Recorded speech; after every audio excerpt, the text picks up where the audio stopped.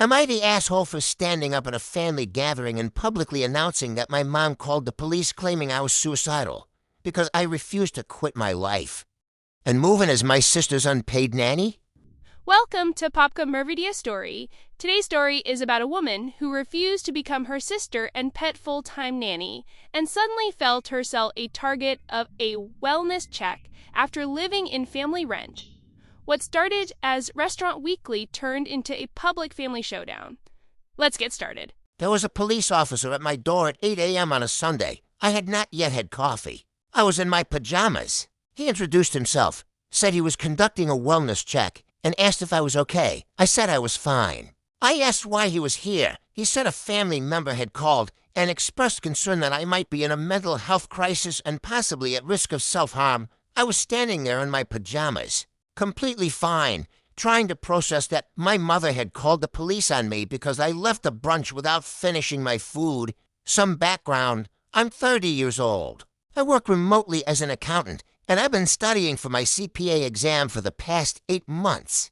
This requires a significant amount of time and focus. My schedule is structured around it, and I guard that structure carefully because the exam is hard and I've put a lot into preparing for it. My sister Meredith is 34. She's married to a man named Todd, and they have 2 kids, ages 4 and 6. She is, in my family's understanding of the world, living the correct version of life. I am, in that same understanding, doing something less important because I am single and childless and therefore, apparently, have infinite free time.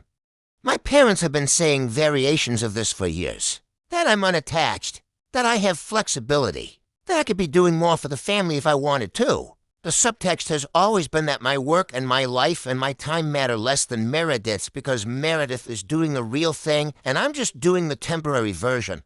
Mother's Day brunch. My mom, my dad, my sister, Todd, the 2 kids, me. Meredith announced she was pregnant with their 3rd. Everyone was happy. I was happy too, genuinely. A new baby is good news. What happened next was not good news, yet my dad said, and I want to be accurate here, that since I work from home and have a flexible schedule, it would make sense for me to move in with Meredith and help with childcare during the pregnancy and after the baby arrived. He said this would save them approximately $3,900 a month in daycare costs. He said it while Todd and Meredith nodded, and my mom smiled. Nobody asked me anything that it was presented as a plan that had already been decided. My role in it was to show up. I put my napkin on the table. I said I needed to go. I picked up my bag and I left. I didn't answer my phone for the rest of the day.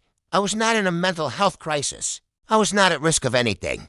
I was annoyed and processing, and I needed to not talk to anyone for a few hours, which is a thing that human beings are allowed to do, yet my mom apparently did not agree with this interpretation. The officer was patient with me. He said he could see I was fine. He said he wanted me to know that filing a false police report, including a false wellness check request, could, depending on jurisdiction, constitute a misdemeanor. He said he wasn't going to pursue anything, but he wanted me to have that information.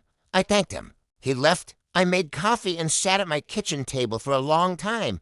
I found out a few days later that there was going to be a family gathering. 15 relatives. My parents were planning to announce, as established fact, that I would be moving in with Meredith to help with the children. I also found out, through a cousin who felt bad about it and texted me, that Meredith had been messaging family members. The message was that I had reacted badly to her pregnancy news because I was jealous. That my behavior at brunch was about my own issues with being single, not about anything the family had done. I thought about not going to the gathering then. I thought about 15 relatives hearing a version of events that had been curated specifically to make me look unstable and petty. And I changed my mind. Am I the asshole for what I'm planning to do when I get there? I'm going to correct the record. All of it. The plan I was never asked about. The police call. The messages Meredith sent. In front of everyone, as my fiancé says, I'm right to go and right to say something. My best friend says the police call alone justifies anything I do next. I want a more neutral read at the long. Didn't read. Mom announced at Mother's Day brunch, without asking me, that I would be moving in with my pregnant sister to provide free child care worth $3,900 a month. I left without agreeing. Mom called police claiming I was suicidal. Officer found me completely fine and told me false wellness checks can be misdemeanors. Now there's a family gathering where my parents plan to present this as settled. I'm going. Am I the asshole if I say everything out loud? Edit, going. Update after that edit too. It's done. Writing it out now. So this situation feels way more complicated than just a family disagreement about childcare. On the surface, it looks like they're asking her to help with a new baby. But the way it's being handled is honestly what makes it uncomfortable. The fact that the plan was already treated like a done deal without her consent already says a lot. And then escalating is to a wellness check after she simply walks away, and the rest is into something more controlling than caring. What stands out is how quickly the fairy is being renamed by the family. One version pans her as OM or unstable, and another shows her just setting a boundary. This gap is where things usually flow up. If we had to guess what happens next at that gathering, I don't think it stayed calm.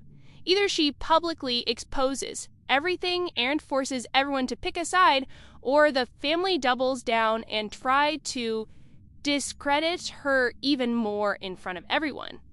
Either way, it feels like this isn't just about a trial care anymore. It's about control, reputations, and who gets to define what's true is in that family. Update 1. 3 days La Terry got there before my parents had a chance to say anything. I had thought about timing this on the drive over. My parents were planning to make an announcement. If I let them make it first, I would be in the position of contradicting something that had just been stated warmly in front of 15 people, which is harder.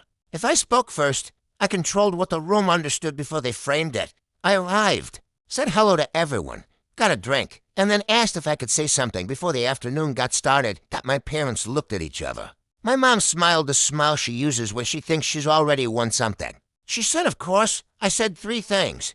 The first was that I had not agreed to move in with my sister. I said a plan had been presented to me at Mother's Day brunch without anyone asking my opinion, and that I had left without agreeing to it. And that I wanted everyone to know that because I understood there had been a different version of events circulating, I watched several people look at my parents. My parents were very still. The second thing I said was that the morning after Mother's Day, a police officer came to my apartment to conduct a wellness check. I said someone had called the police and told them I was in a mental health crisis and potentially suicidal. I said I was in my pajamas making coffee. I said the officer told me that filing a false wellness check report could constitute a misdemeanor that my mom said. I was worried about you, I said. You called the police and told them your daughter might be suicidal because she didn't answer her phone after leaving. A brunch she wasn't comfortable at. She didn't say anything else. The third thing I said was that I had heard from a family member that Meredith had been telling people I left because I was jealous of her pregnancy. I said I wanted to be clear that this was not accurate and that I thought everyone in the room deserved to know that the story they'd been given had been shaped to make me look a particular way. There was a long quiet. My Aunt Patricia, who was my mom's older sister, raised her hand slightly from her chair. She said she wanted to add something. She said that she had spent 3 years helping with childcare for Meredith's first 2 kids. She said she had done it because family asked and because she loved her niece's children. She said she had never received a thank you that she could remember. She said she had watched the same dynamic, assume someone has time, announce the plan, act confused when they have a response, and that she was glad Sienna had said something out loud, that the room received this quietly. Meredith said she didn't think this was fair. Todd said something supportive of Meredith and trailed off. I said I wasn't looking for a debate. I said I would be happy to take my nieces and nephew once a month if I was given reasonable advance notice and the timing didn't conflict with work. I said that was my offer. That was not going to change.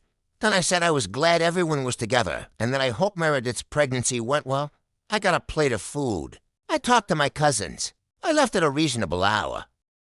If I'm being honest, this update feels like one of those moments where a family finally realizes the story they've been telling themselves doesn't hold up when it's spoken out loud in front of witnesses.